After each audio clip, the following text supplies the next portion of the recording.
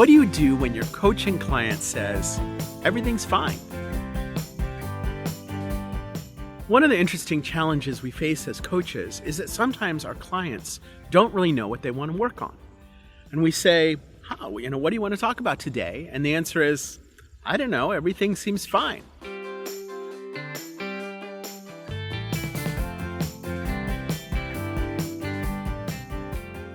There's a thing called negativity bias. It's our brain's tendency to pay more attention to threats and risks. And that's a survival function.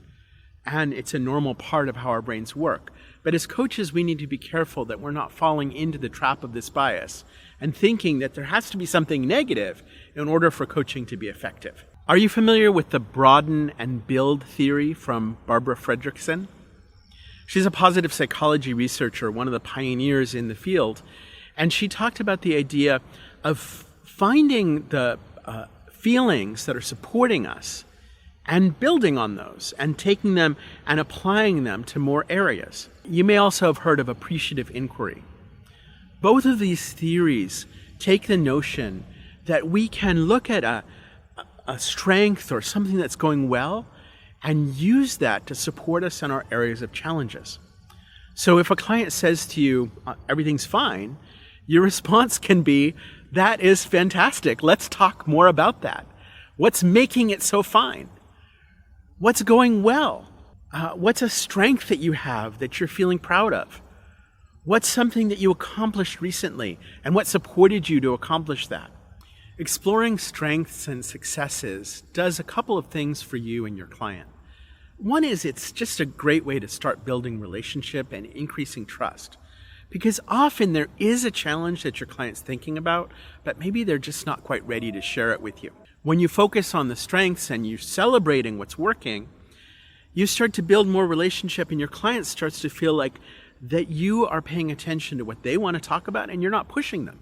Remember the first rule of emotional intelligence. When people feel pushed, they resist. So don't push. Invite, engage, participate with them in what they want to talk about. The second thing is, from appreciative inquiry, is the notion that when we focus on what's working, it gives us energy, and that energy helps us deal with the other things. From the broaden and build theory, the emotions that we're capturing from talking about our successes and strengths, those emotions help us understand our challenges in a new way, and they give us energy to start working on them. Also, the strategies that we've used, the supports that we've gotten, the factors that have helped us achieve something, those same factors may be useful for us to leverage in other areas. And so for our clients, as we start to identify with them what's going well and what's helping them do that, we can then go to the next step, which is how can you apply these strategies elsewhere in your life? Or how could you build on this success that you had? Or what's another way that you could use this?